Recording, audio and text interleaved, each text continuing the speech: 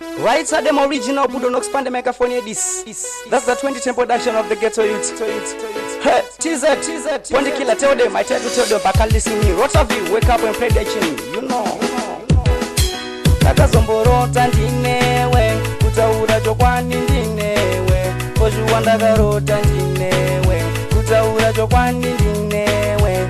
Takazomborota ndinewe, kutaura chokwani ndinewe, kozviwanda karota ndinewe, kutaura chokwani ndinewe, murudo ndinewe, kutaura chokwani ndinewe, ndinewe murudo, kutaura chokwani ndinewe, amurudo ndinewe, kutaura chokwani ndinewe. Ndichitanga kukuona wakafa moyo wangu, ndoka wautora ndoka wenda nawo kure.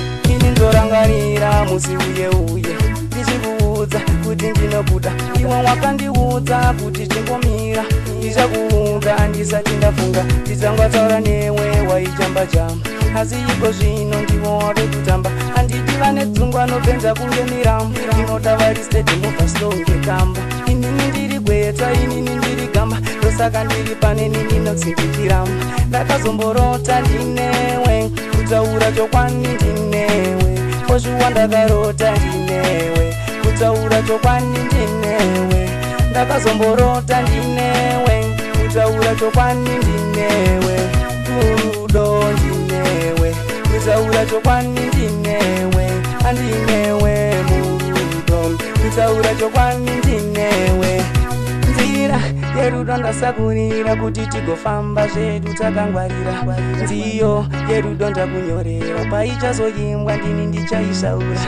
Nziyo yerudo ndakunyorera, paichazoimbwa ndini ndichaisaura. Takazomborota ndinewe, kutaura chokwani ndinewe, kozviwa ndakarota ndinewe, kutaura chokwani ndinewe, ndinewe murudo, murudo ndinewe, ndinewe murudo. Takapedza nguva ndichifambira iwe, takapedza nguva ndichikupinda, hapana nganditatidze kupinda ngudo newe. Takapedza nguva ndichifambira iwe, takapedza nguva ndichikupimba, takapedza nguva ndichifambira iwe, hapana nganditatidze kupinda ngudo newe. Takapedza nguva ndichifambira iwe, takazomborota ndinewe, kutaura chokwani ndinewe, kozviwa ndakarota ndinewe, kutaura chokwani ndinewe, murudo ndinewe, kutaura chokwani ndinewe, andinewe murudo, kutaura chokwani ndinewe. Ndichitanga kukuona wakafa moyo wangu, ndoka wautora ndoka wenda nawo kure.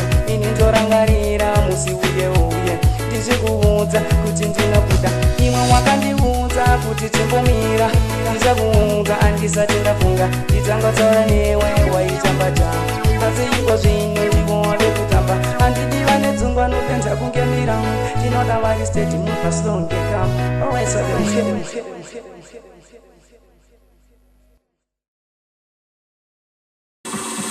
Chico, puso hapo, super momo, big up DJ Yellow.